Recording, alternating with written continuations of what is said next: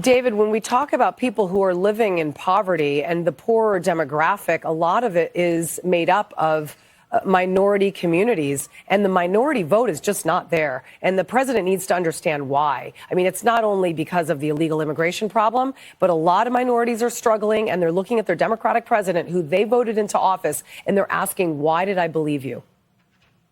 Well, I think there's a number of things here, and we could point to a number of economic statistics. The ones that we usually point to, like unemployment, the stock market, they're doing extremely well. I think the problem is anytime in this political climate where we try to boast, we try to say, hey, trust me, I'm doing the right thing. It's a real hard strategy. So what is President Biden doing? You know, Bidenomics, the policies that he's done has worked. And it's bringing down the inflation rate to the tune that Jerome Powell has said that they're not going to increase interest rates come 2024, sent the stock market to record highs. But the reality is people believe the negative more than the positive.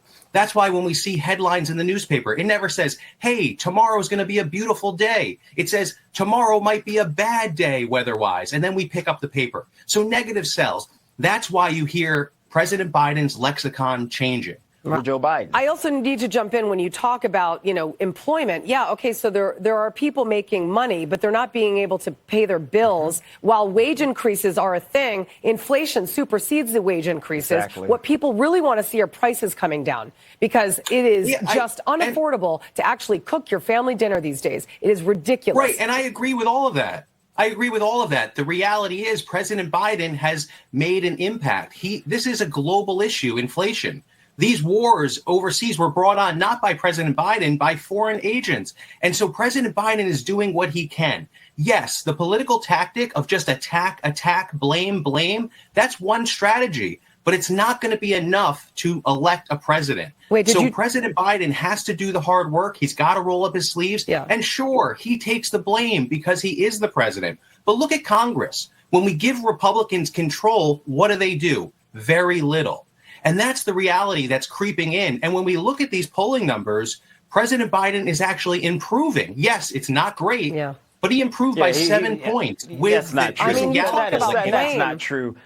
Julie, that's absurd here. Joe Biden's improving numbers. Wait a minute here. Joe Biden's numbers are the lowest they have ever been since he's been in office. And if you look at historic data of polling numbers, there is no way in the world, if the election were held today, that Joe Biden would be reelected. There's a reason why. When you look at young voters, Hispanic voters, African-American voters, for instance, all of those very crucial, critical Democratic voting blocks are saying, we're not happy with the economy. We're not happy with immigration. We want someone else other than Joe Biden. You cannot deny those facts. And the bottom line is, and I get what you're saying, David, about global inflation, of course. But when it comes to inflation here in America, there is one person that you turn to for relief, and that is the president of the United States. So as far as placing blame on the president for our current inflation crisis, I mean, who else are we supposed to blame?